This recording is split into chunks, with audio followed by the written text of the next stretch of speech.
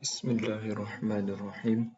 Assalamualaikum warahmatullahi wabarakatuh.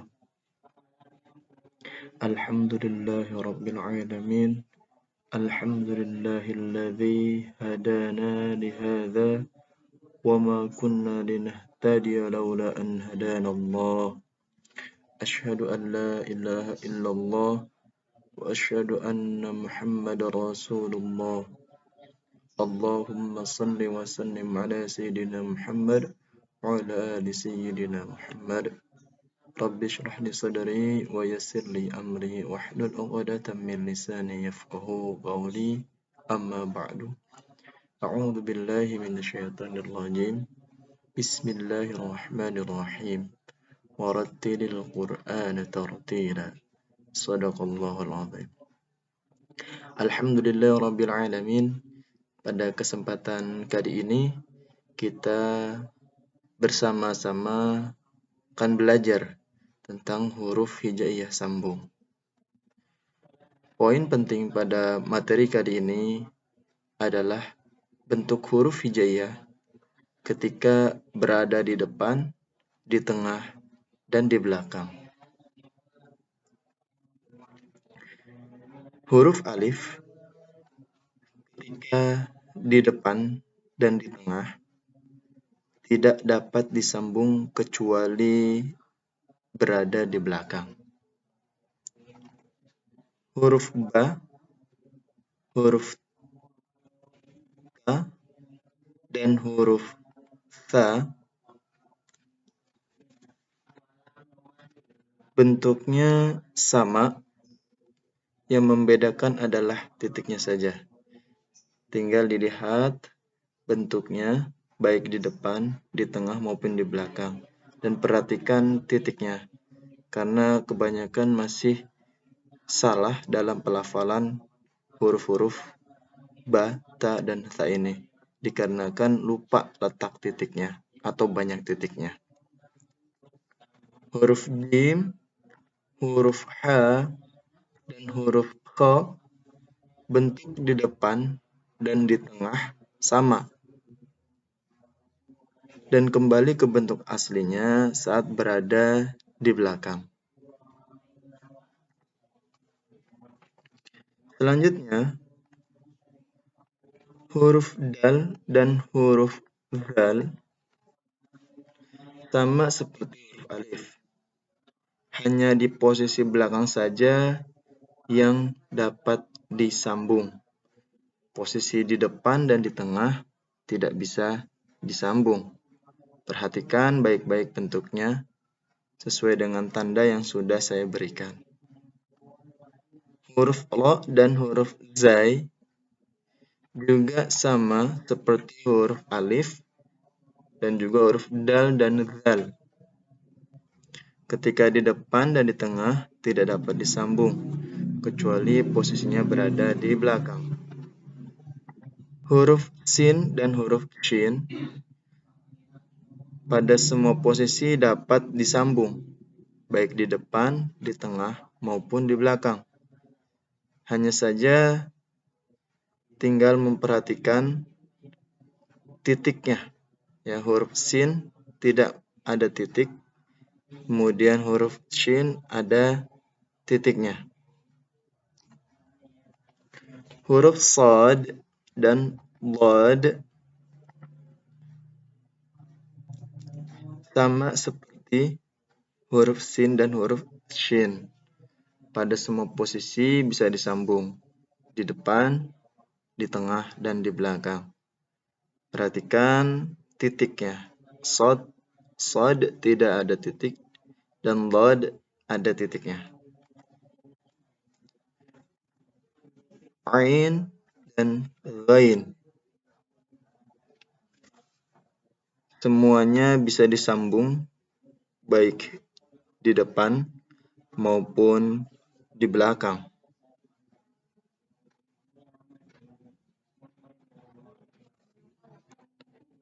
Hanya saja perhatikan bentuknya bagaimana ketika di depan, ketika di tengah, dan ketika di belakang. Perhatikan juga perbedaan ain dan ghain titiknya. huruf fa, dan huruf qaf.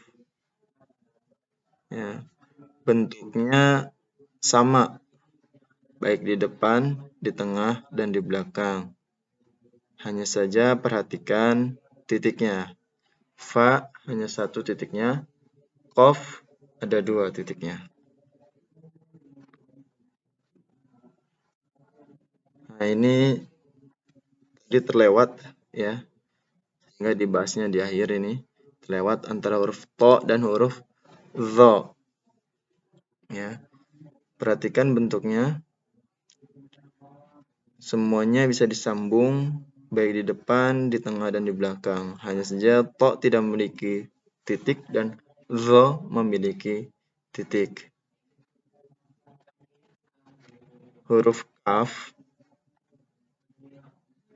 ya, dan perhatikan ketika di depan dan di tengah. Ya, bentuknya perhatikan. Kemudian bedakan dengan yang di belakang. Yang di belakang sama seperti huruf aslinya. Jadi ketika berada di depan dan di tengah akan berubah seperti yang ada di layar. Kemudian ketika di belakang akan berubah menjadi huruf atau bentuk aslinya. Huruf lam, perhatikan huruf lam baik di depan maupun di tengah ataupun di belakang semuanya bisa disambung. Hanya saja ada poin penting, yakni sering tertukar antara huruf lam dan huruf alif ketika disambung. Untuk membedakan huruf lam dan huruf alif adalah lam bisa disambung dengan huruf sesudahnya. Sedangkan alif tidak bisa disambung dengan huruf sesudahnya.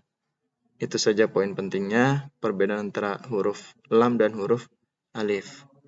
Jadi perlu diperhatikan karena terkadang masih banyak yang keliru antara huruf lam dan huruf alif ketika huruf tersebut disambung. Huruf mim dan huruf nun sama-sama bisa disambung baik di depan, di tengah, dan di belakang. Tinggal diperhatikan bentuknya saja supaya tidak tertukar. Terutama di huruf nun. Dikarenakan huruf nun sama dengan huruf ba, ta, dan tha. Yang membedakan adalah titiknya. Ya, kalau nun titiknya berada di atas satu.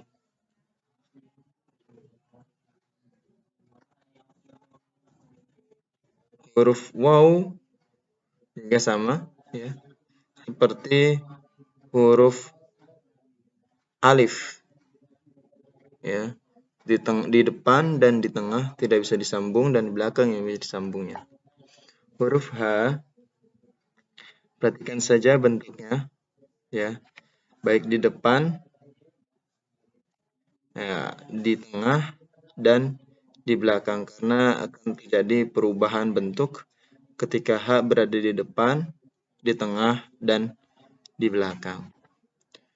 Yang terakhir huruf Ya, sama seperti huruf Ba, Ta, Tha, dan Nun, bentuknya hampir sama. Hanya saja yang membedakan adalah titiknya. Titik huruf Ya ya ada di bawah, ya ada dua di bawah.